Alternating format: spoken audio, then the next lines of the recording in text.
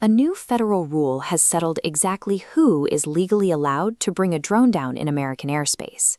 Contractors may not operate mitigation systems, and private security teams are now entirely excluded from this new federal mitigation authority.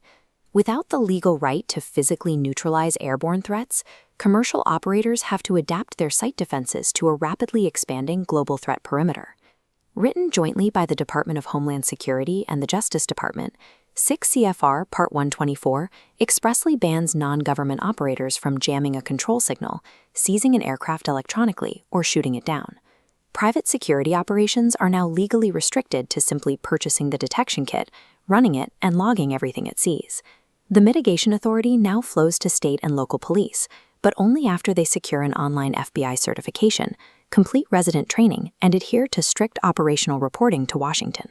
This graphic visualizes the massive scale of airspace incursions during the World Cup, where federal agencies seized more than 700 unauthorized drones across 11 host cities.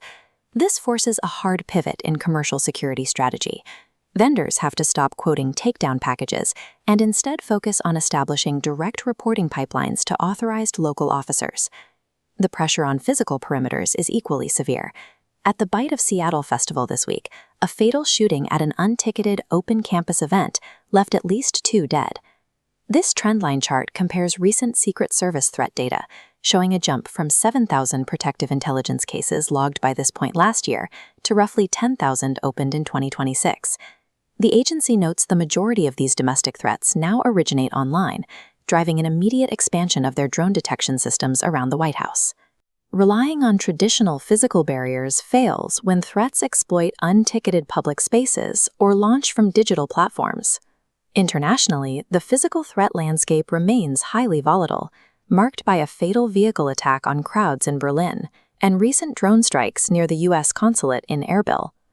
Geopolitical risks continue to paralyze regional movement, with a Level 4 Do Not Travel advisory holding in Lebanon and the Houthi blockade actively striking tankers in the Bab el-Mandeb Strait.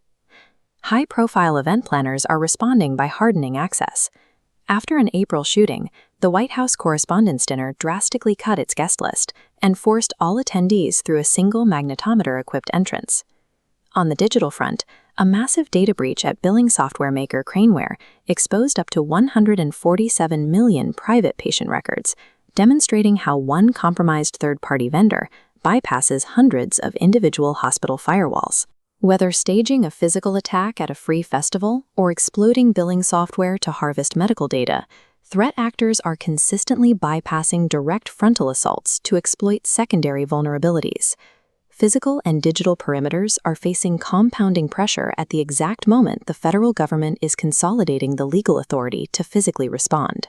For private security teams, the operational mandate is clear: build systems that prioritize early detection, capture meticulous event logs, and escalate immediately to law enforcement. To stay ahead of these regulatory shifts and emerging threats, subscribe to On the Circuit for tactical security briefings delivered directly to your inbox every week.